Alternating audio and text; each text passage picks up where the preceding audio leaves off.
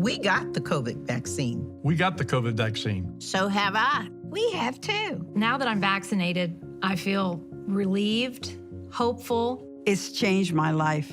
It feels like we've got our freedom back. We can get out and go around and visit people. I'm out of the cage now.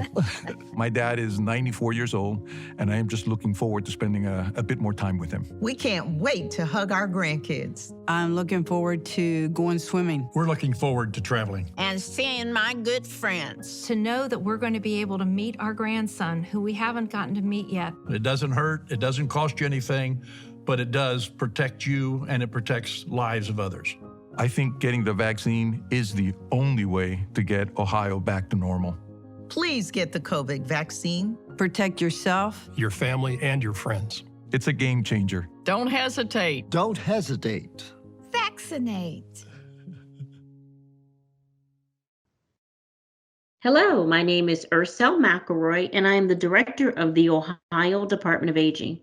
It is my pleasure to join you today to discuss the very important topics of visitation, vaccines, and testing. It has now been a year since the beginning of what is arguably the largest public health emergency most of us will experience in a lifetime.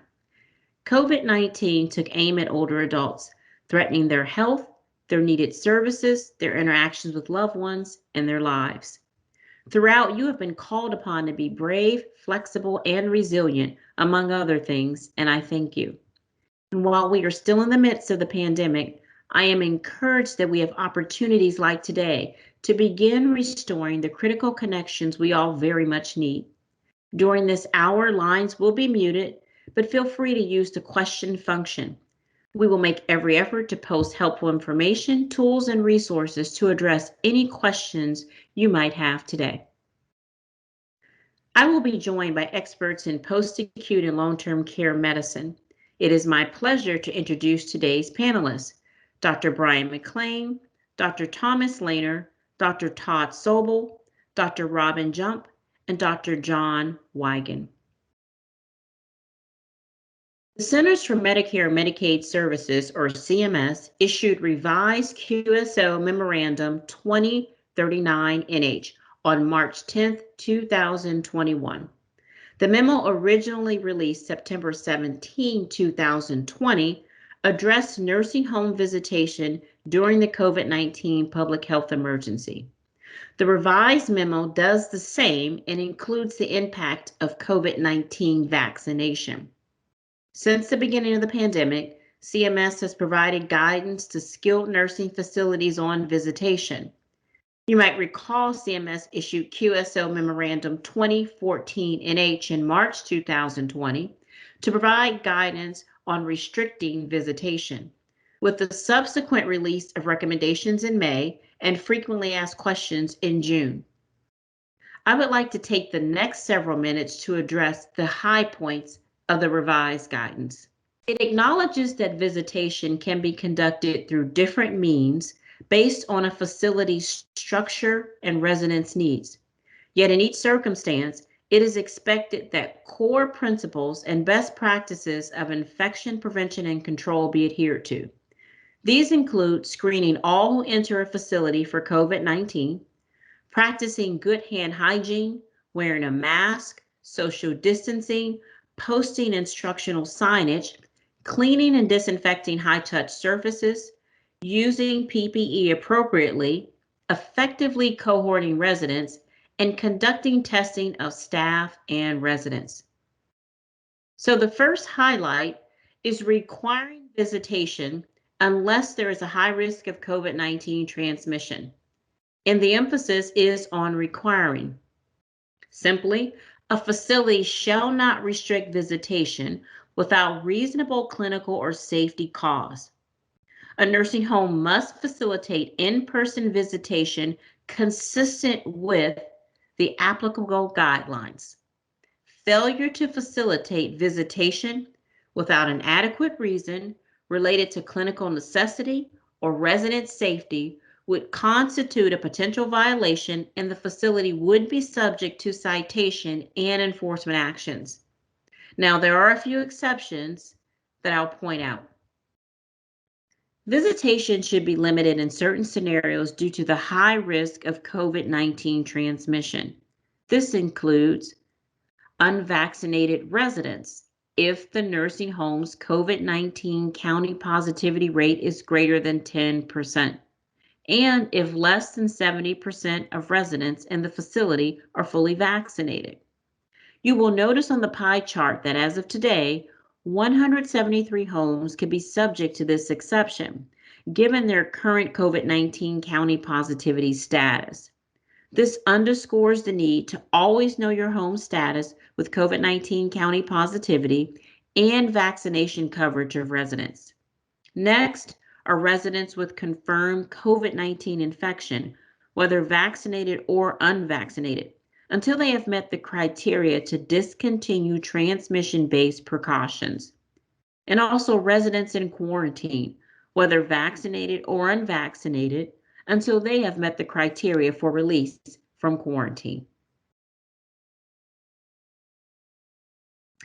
Visitation can also be limited, however, when a new case of COVID-19 is identified.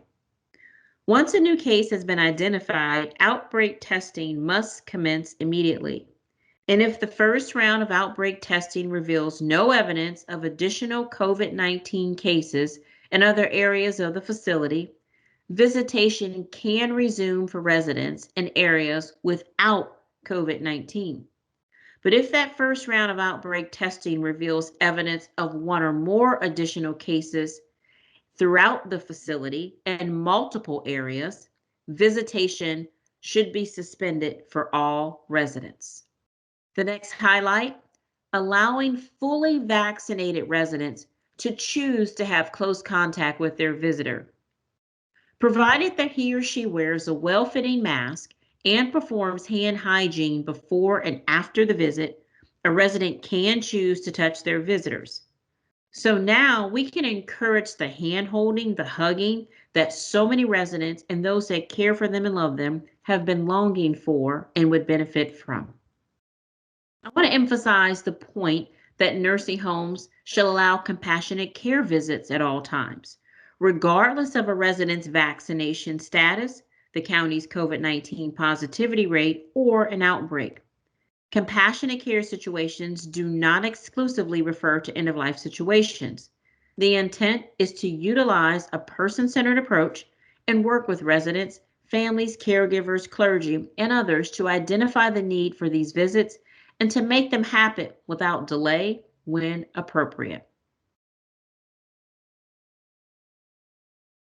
Compliance considerations.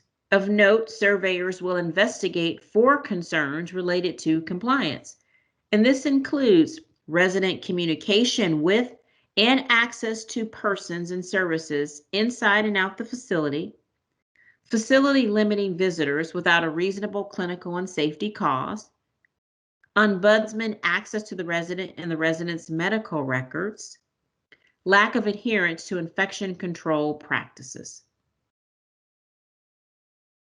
So how does the revised CMS guidance impact the Ohio Health Order? We will evolve the Sixth Amendment Director's Order to limit access to Ohio's nursing homes and similar facilities with exceptions to align with CMS and make changes where practicable. Once published, it will be incumbent upon you to implement in a manner that is compliant, yet exercises good clinical and safety practices. Nursing homes shall develop visitation policies consistent with the order and educate residents and visitors about the risk of the spread of COVID-19 and the appropriate safety measures to take to protect themselves. Nursing homes shall be in substantial compliance with the current testing requirements for residents and staff. And the things that remain, screening, logging, wearing face covers, 2 visitors per resident per visit, scheduling in advance, and utilizing infection control practices. The order will also reflect a minimum visitation time versus a maximum time allotted. Currently, 30 minutes is the maximum time for a visit, but as we evolve the order, there will be increased discretion between the resident, families, and the facility about the length of the visits. And since we began visitation, both outdoor and indoor, we have emphasized the need to prepare a designated area. That remains. However, a designated area may now include a residence room, provided it is a private accommodation. And although visits for residents who share a room should not be conducted in the residence room, there are extenuating circumstances. Perhaps the health status of a resident prevents him or her from leaving the room, in which case all attempts should be made to enable visitation in that room while applying core infection prevention and control practices. A bit about testing as vaccination coverage continues to pick up both inside the facilities and throughout the communities. While there is excitement about the progress made, we must be vigilant about using the tools we have appropriately. COVID-19 testing has been and remains important in our efforts to swiftly detect cases and take action. I'll spend the next several minutes addressing CMS testing requirements, current state requirements, and what to anticipate as we evolve our state order. CMS released QSO Memorandum 2038NH on August 26, 2020, which addressed testing in nursing homes during the public health emergency. The memorandum addressed 3 testing triggers and how each impacts staff and/or residents: symptomatic testing, outbreak testing, and routine testing. The first, symptomatic testing, is required when a staff member presents with signs or symptoms of COVID-19. Likewise, you test residents who have signs or symptoms of COVID-19. In either case, it is expected that the appropriate action is taken based upon the test results. Next is outbreak testing. Outbreak is defined by CMS as a new COVID-19 infection in any staff member or resident in the nursing home. Upon identification of a single new case of COVID-19, it is expected that all staff and residents will be immediately tested, and they should be retested every 3 to 7 days until no new cases are identified for a period of at least 14 days. And finally, we have routine testing. The top half of the table reflects the minimum CMS requirements for routine testing of staff. The testing cadence is established by the extent of the virus in the community. Less than 5% or green at once a month. 5 to 10% or yellow at once a week. And greater than 10% or red at twice a week. Keep in mind, CMS requirements represent the minimum testing expected. So if you look at the bottom half of the table, labeled ODH guidelines, you will see the cadence of routine staff testing currently in our state exceeds what is required at the federal level. In accordance with the Ohio Health Order and guidelines, twice per week is the expectation. Yet as we evolve the visitation order and the testing order, the guidelines will also change. Director's order for the testing of the residents and staff of all nursing homes will be updated to 1, require routine testing of all fully vaccinated staff once per week, and 2, require routine testing of all unvaccinated staff twice per week. Additionally, staff in red or high positivity counties as designated by CMS, whether vaccinated or unvaccinated, will continue to test twice per week. And the requirements to conduct symptomatic and outbreak testing will remain. This is a good place to emphasize the concept of fully vaccinated.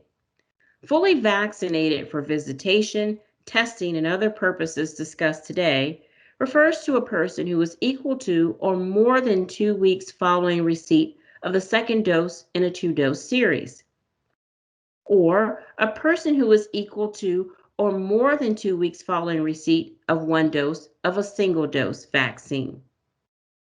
This is an important point to note, as some staff and residents may be at the midpoint of a 2-dose vaccine, in which case they would not be considered fully vaccinated yet. State support will continue for testing efforts, and while state support is optional, adhering to the testing requirements set forth in the order and related guidelines is not. Currently, 661 nursing facilities receive some level of state support to satisfy the testing requirements. That's roughly 2/3 of the nursing facilities. So it's important to review the options that will be available. Let's begin with option 1, alternating PCR and rapid antigen test.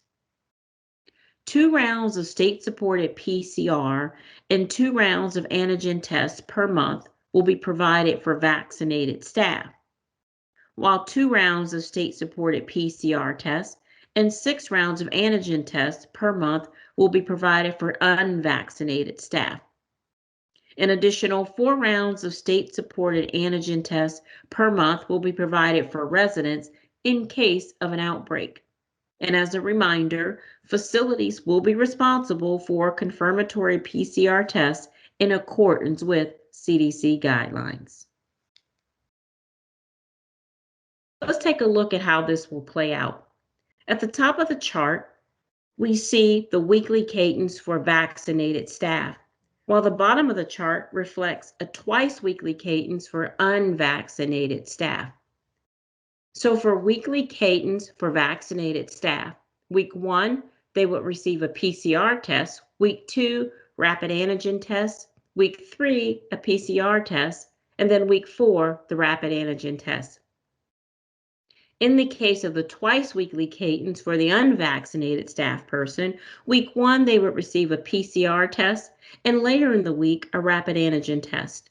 Week 2, they would receive 2 rapid antigen tests appropriately spread out.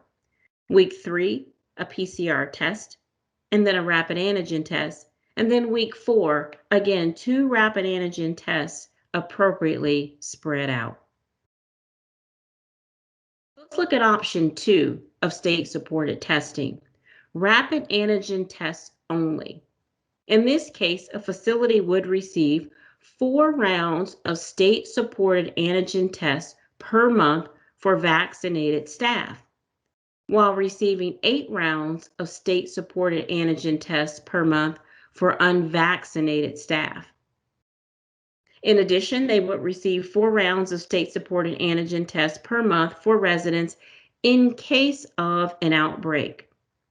And the facility will be responsible for any confirmatory PCR tests in accordance with CDC guidelines. So let's take a look at how this will play out. The top of the chart reflects a weekly cadence for vaccinated staff, while the bottom of the chart reflects a twice-weekly cadence for unvaccinated staff. So in the case of vaccinated staff, they will receive a rapid antigen test each week of the month.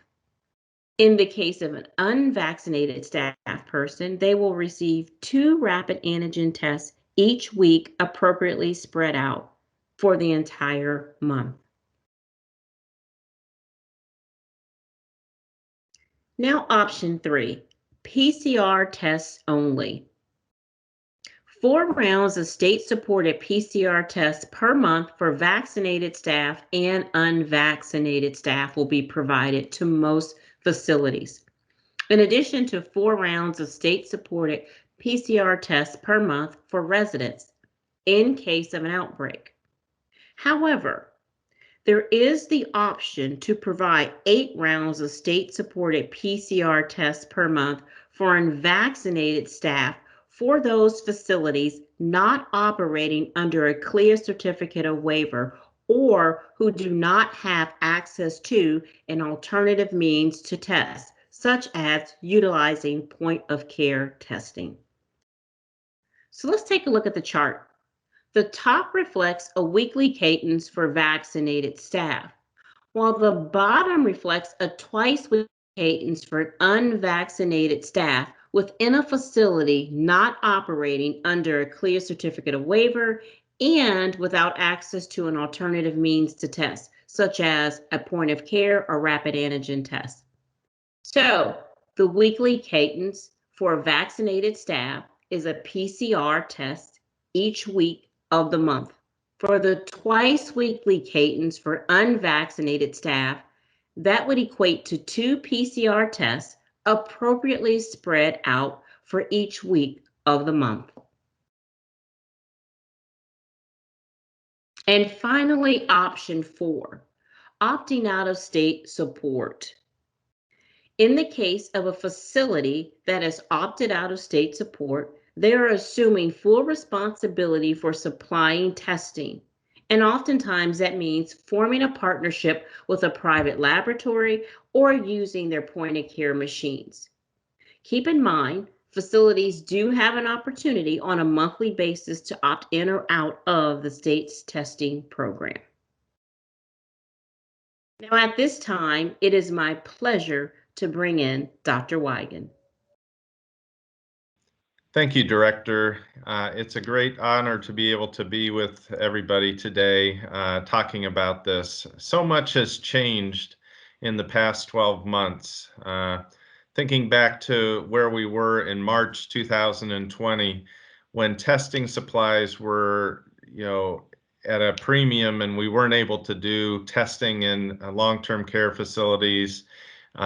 So much has changed now that we're able to do that, and testing supplies are readily available. And certainly we understand the behavior of COVID-19 now much better than we did even last year. We know that how it can enter facilities insidiously, how individuals who don't realize that they're infected can go in and pass COVID-19 to coworkers or to loved ones. And so as a result, much of what we are recommending at this time really revolves around that knowledge. The pandemic has clearly taken a significant toll on everybody who is watching this webinar. The employees and staff of congregate care settings have really suffered over the course of the last 12 months, not only because some have had COVID-19, but they've had to go through testing on a regular cadence, once a week and even twice a week. It certainly has caused the patients and the residents who we all care for in these settings to sometimes fall ill to COVID, and unfortunately in some cases pass away from it. So, this has been a difficult year, but I think about a conversation that I had with an executive director of a long-term care facility who really felt a month or so ago that we were like a turtle that had pulled into our shell for 11 months. And with the advent of vaccination and some of the decrease in the surge that we saw in the fall and early winter, felt that it was really time that we needed to kind of come out of our shell, so to speak. And so I've thought about that, and I found this quote that I just really appreciate, that like a turtle, every man and woman must stick his or her neck out if he or she wants to go forward. So I think that really highlights where I think we are today. What we would like to do now is go through 2 case studies, which really should highlight where testing is at this point and why we've made recommendations regarding that. And so in the first case study, it's a nursing facility that identified 2 positive employees who care for residents, so they're resident-facing employees, out of 120 total PCR tests that were done in this episode of cadence testing. Both employees who were positive had received the second Pfizer vaccine through the Pharmacy Partnership Vaccination Program 3 weeks before testing positive. Interestingly, neither of them were symptomatic. and one actually had a medical condition which possibly caused her to be immunocompromised. So this raises two questions, which I'm going to go ahead and have Dr. Robin Jump join us, and we'll pose these questions to her. So Dr. Jump, how could this be accurate? And aren't these tests false positives? Thanks, Dr. Wigand, and thanks to the Ohio Department of Aging and to Director McElroy for inviting me to be part of this, as well as our entire CAG team. So this is accurate. These are not false positives. These are true positives. And this is the unfortunate 5% that did not get perfect protection from the vaccine. So as we've heard, these mRNA vaccines are 95% effective against the wild type strain of COVID-19 that we've been dealing with in this country. And that means that 5% of individuals are not going to get protection. In the case of these two individuals, though, I think what we are seeing is still that there is benefit to getting vaccination. Even though the vaccines don't always keep us from getting infected, what they do prevent is severe infection. And that's what these individuals are actually experiencing in a good way. They have asymptomatic infection, and that's especially great for that person that has an immunocompromising condition, where they may have wound up in the hospital, or with a severe case of COVID, they are hopefully home and bored while they're waiting for their infection to be done and to come out of quarantine. And isn't that a great position to be in instead of on the ventilator, which is where some of my patients are winding up who have not been vaccinated. So it's not a perfect vaccine, but gosh, it's a really good one, and it helps a lot. We're still going to see some breakthrough. We don't know the extent of it yet, but even with that breakthrough, just like with influenza vaccine, some protection is better than none, and people that wind up getting infected after vaccination do better than they would have had they not been vaccinated. Thank you. Thank you, Dr. Jump. So this graph is one that I have relied on over the course of the last number of months to help facilities and individuals understand kind of the difference and the limitations, perhaps, of the tests that we are currently using, primarily the PCR test, which is in gray, and the Rapid Antigen test, which is in red. And so if you look at this graph and look at the horizontal axis, which is really in weeks, generally people who are exposed at, say, -1 week, it'll take them about a week to start developing symptoms. But as we just described, sometimes, maybe even up to 50% of the time, people don't develop symptoms. But the rapid antigen test, as well as the PCR test, will rapidly become positive over the course of those days as you get closer to, 5 and 6 and 7 days after the exposure. As opposed to the PCR test, which remains positive for a long period of time. Sometimes that tail will carry out way beyond 1 month, and certainly we saw that before when we were trying to clear people from testing with PCR tests and trying to get 2 in a row that were negative. We'd have one that was negative and then one was positive, 4 or 5 weeks later, and that's because the sensitivity of that PCR test was picking up viral particles. So the person wasn't actually infective, but they still would show a positive test. As opposed to the rapid antigen test, which has a very narrow window demonstrating infectivity and positivity, such that after about a week, it drops off really relatively quickly. So it's important to keep those two in mind as you choose which option that you're going to use as you move forward in testing, whether with PCR or rapid antigen tests. So our second case study is a made-up facility, obviously. This is Windy Meadows Nursing and Rehab, which has taken advantage of the state-supported testing using rapid antigen tests.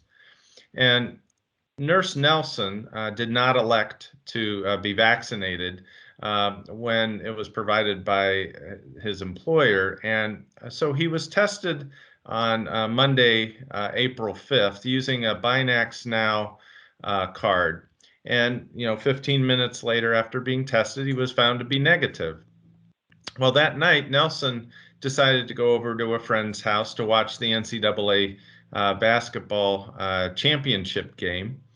And unfortunately, unbeknownst to him, he was exposed to somebody who had COVID-19.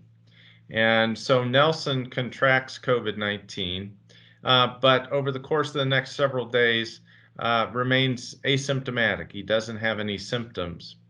So on Thursday, the 8th of April, he's tested again because that's the cadence that unvaccinated individuals have, once again with a Binax Now card, and this time it's positive. Because Nelson was asymptomatic and had a positive rapid antigen test, the recommendation is to do a confirmatory PCR test, which is performed, and a couple days later, Nelson was found to be positive. He was actually would be in isolation because of that initial positive rapid antigen test. So this raises two questions, and so I'm going to lean on two of my colleagues. We'll have Dr. Lehner answer the first question, and then Dr. Sobel will answer the second. So, Dr. Lehner, is it necessary for unvaccinated staff to be tested twice weekly?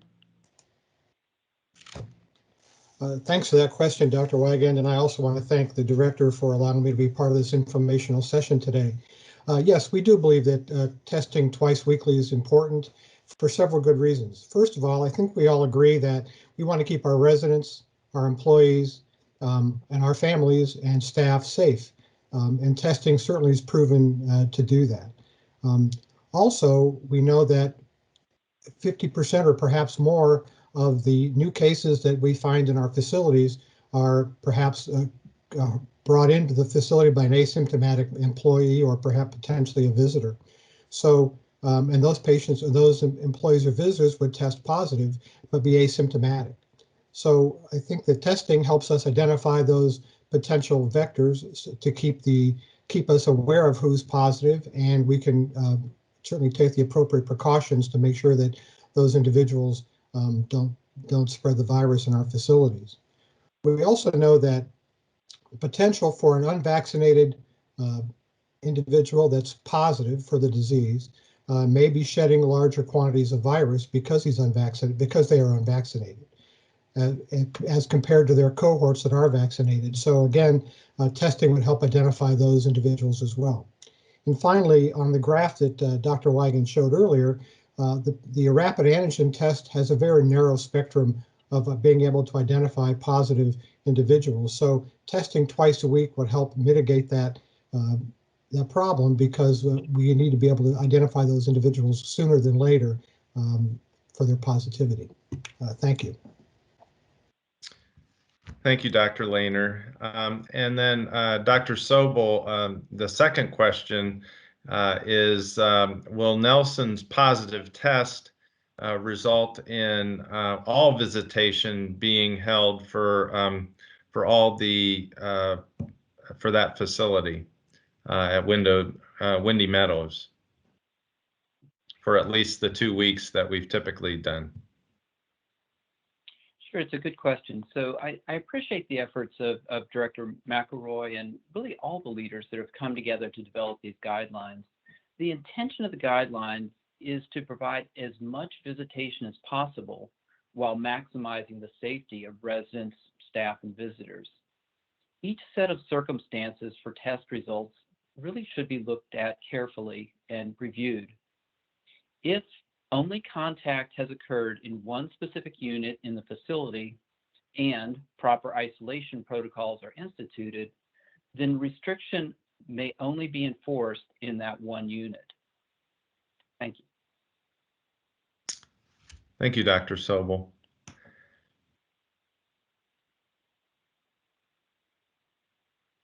Can go ahead to the next slide. Okay, so now I'd like to introduce Dr. Marla Haller, who is going to introduce a new innovative program that the state of Ohio and the Department of Aging has created. Dr. Haller. Thank you, and thank you to Ohio Department of Aging and Director McElroy for being a part of this team.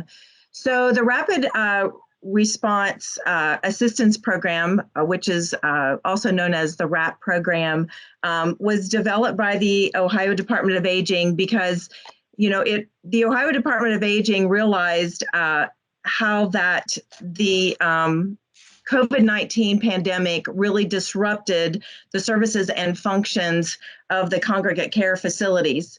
And so it created this pandemic response program with a mission to provide support to the COVID-19 prevention in the congregate care settings, as well as assistance and after the COVID-19 outbreaks. So the goal, hopefully, is that this program will also serve to be able to be utilized and be replicated and activated in future healthcare emergencies.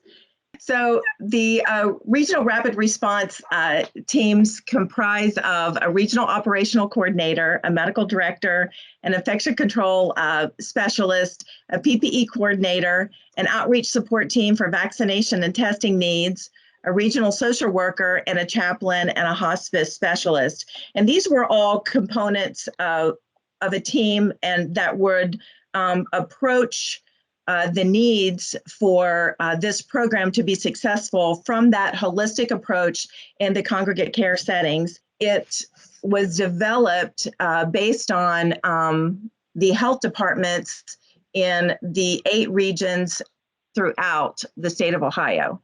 So the regional team comprises, of course, of the medical directors. And as you can see, Dr. Tom Lehner, Dr. Jessica Coleman, Dr. Todd Sobel, Dr. Stuart Cantor, Dr. Brian McLean, Dr. Richard Schonk, myself, and Dr. Paul Muma. And we are the regional medical directors. And then, of course, there was a wonderful clinical advisory group that comprised a multitude of disciplines across the state with regards to their wealth of knowledge in order to put this rapid response program together. So I'm certainly humbled to be a part of that team. Thank you, Dr. Haller. So next we want to spend a couple minutes and a couple slides talking about how vaccinations have moved us to a point where we can really open up visitation.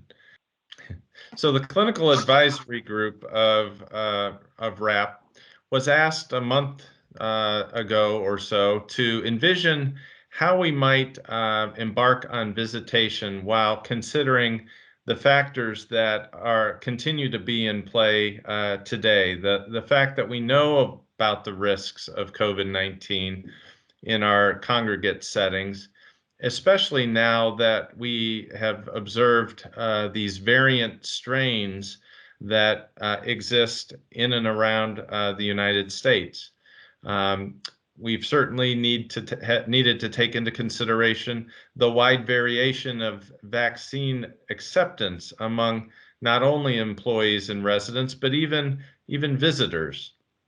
And then finally, there's clear evidence that we've all suffered from pandemic fatigue and the adverse consequences of social isolation that we've observed in our patients in congregate settings.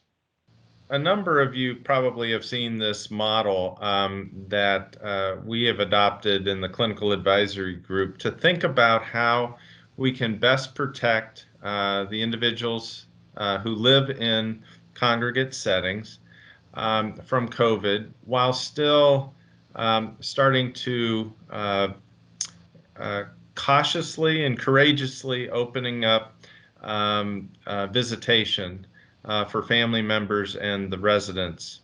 And so thinking about the Swiss cheese model, obviously each slice of cheese can potentially block out some of the risk, but never completely blocks out in the entire risk. And in fact, combining all these slices of cheese, we still will have there won't be a zero risk solution to any of these.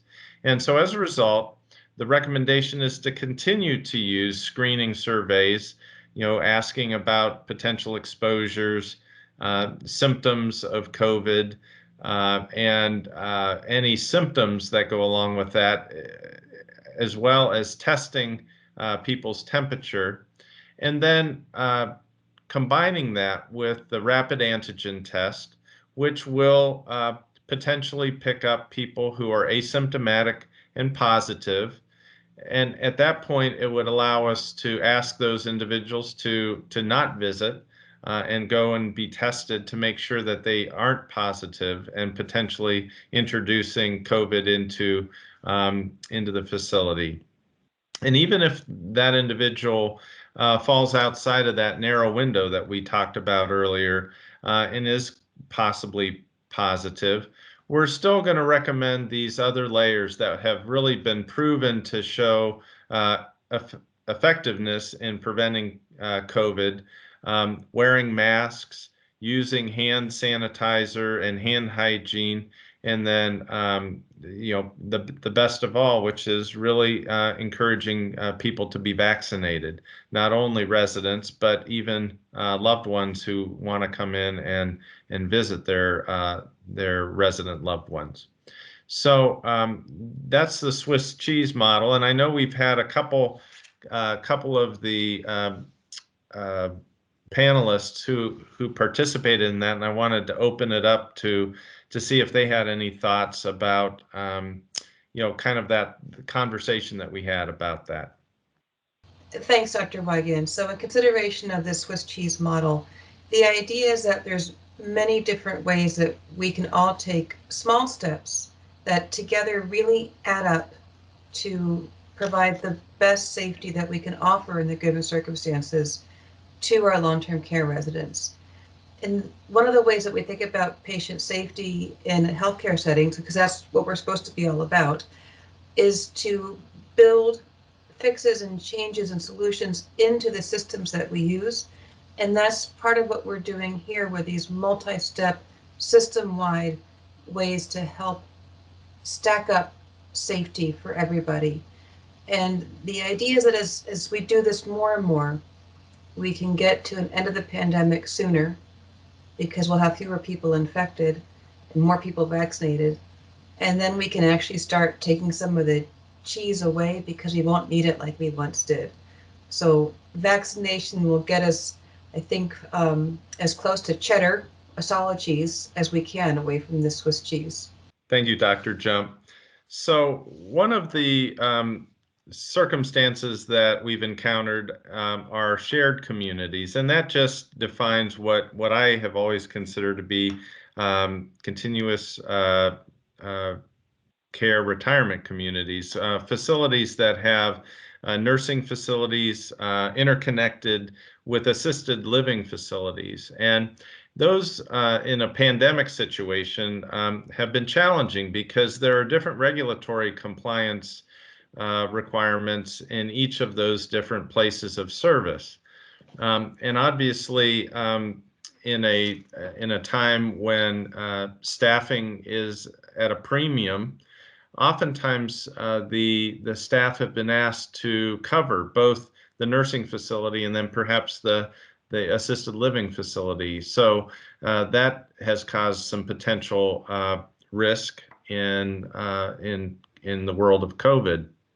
And then certainly thinking about COVID as a virus, it's a non-discriminating virus and does not singularly target a assisted living section or a nursing facility section. So, those three conditions have made shared communities a challenge from the standpoint of trying to think through how we would recommend testing. And so actually the testing guidelines, I think, really simplify it and harmonize the testing across a shared community. So I think that actually could be considered to be a benefit. And then the CMS guideline, as we talked about prior to this, really looks at outbreak management by thinking through the situation such that maybe visitation in areas that aren't affected by COVID can continue in certain circumstances. And that's going to require staffing patterns and, depending on who is positive and where they might have worked. And then also the facility layout, architecturally, how the facility flows and how potentially COVID could spread between closely adjacent parts of the facility. So I think, in conclusion, the whole idea of the vaccination to visitation is that we now have the RAP teams that Dr. Haller mentioned, and really this will provide a great opportunity for us to utilize those RAP teams and the regional medical directors and the infection prevention and control specialists to assist facilities in monitoring and also in the outreach at a time when we're expanding visitation. And hopefully in a month or 2 months, as we go through this process with all of you, we may find that some of these layers of protection for visitation are perhaps unnecessary, as Dr. Jump alluded, and we may be able to liberalize it even a little bit more. And certainly the general population being vaccinated will only help in that goal.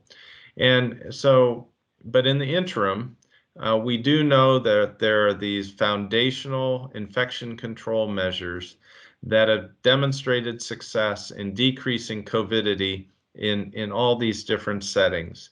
So we're going to continue to recommend and strongly recommend the use of properly fitted masks, worn correctly, hand hygiene, either with sanitizer or warm soapy water, cleaning and sanitizing high use areas, and continued physical distancing when appropriate and necessary.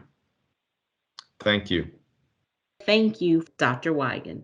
Ultimately, we know that by increasing the number of residents and staff who are vaccinated, we can greatly reduce the risk of COVID-19 outbreaks, which helps protect you, the residents, and your families.